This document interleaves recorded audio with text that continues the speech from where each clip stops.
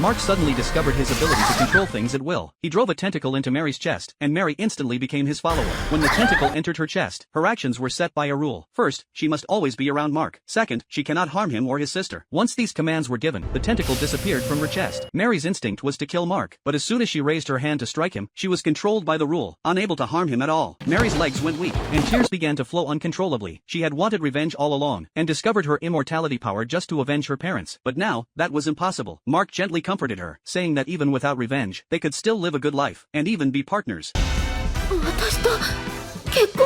Mark tried to deny it, but the messenger behind him saw through his thoughts, and immediately gave Mary the third command. The third command was for her to become Mark's partner.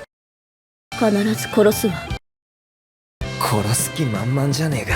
The actions of the messenger made the clockwork stand-in appear behind Mark, and before Mark could react, he was subdued. With Mark's sister held hostage, Mark finally woke up, only to find himself bound in a prison cell, unsure of what to do next. At that moment, Mary appeared before him, releasing him from his restraints. It turned out they were now in a base for people with abilities, established by the United Nations, and Mary had once been a member, but was imprisoned for failing to complete an upper-level command. Mary feared that Mark might be killed by others, so she decided to take him and escape. Along the way, Mary found a knife that couldn't be used, and she focused her power to make it functional again, then used it to stab Mark. Of course, she failed in the end. With no other option, Mary took Mark into a ventilation shaft, hoping to kill him indirectly, by using the reflected bullet to assassinate him. The plan seemed reliable. But the bullet instead flew into her own head.